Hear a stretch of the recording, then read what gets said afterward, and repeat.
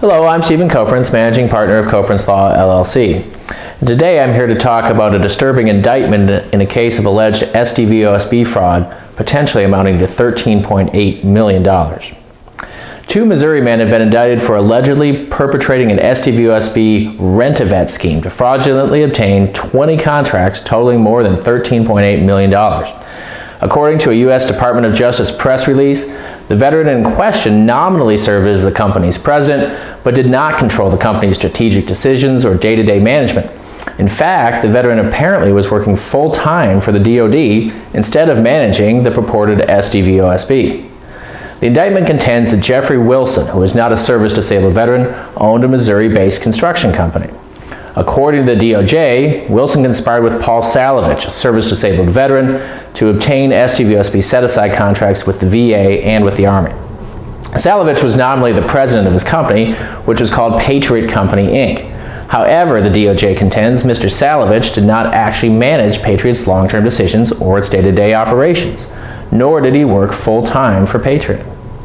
Instead, Salovich was a full-time employee with the DoD, based in Leavenworth, Kansas. The indictment suggests that Mr. Wilson, not Mr. Salovich, actually controlled the company. The indictment is rife with examples of conduct that appear to suggest that the conspirators knew that what they were doing was wrong and were taking steps to try to hide it. For example, when Patriot was leasing new office space, Mr. Wilson stated in an email that he wanted, quote, a thing or two from Mr. Salovich to, quote, put in his office that is personal. Mr. Wilson stated that the purpose of obtaining these personal items was so if one stepped into the office, it would look and feel like Patriot.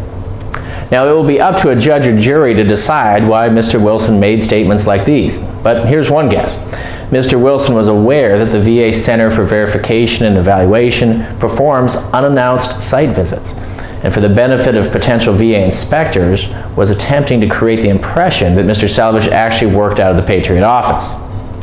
The indictment alleges that Patriot was awarded 20 SDVOSB and VOSB set-aside contracts with the VA and Army, totaling, again, approximately $13.8 million. The contracts included construction projects across the Midwest. The largest contract was $4.3 million. Mr. Wilson, Mr. Salovich, and Patriot are charged with conspiracy and 4 counts of major government contract fraud.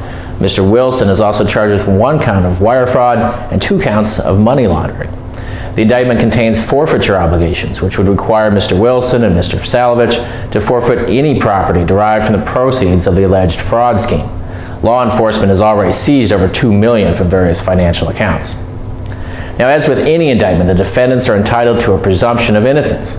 But if Mr. Wilson and Mr. Salovich are found guilty, perhaps they'll find themselves behind bars. I'll keep you posted.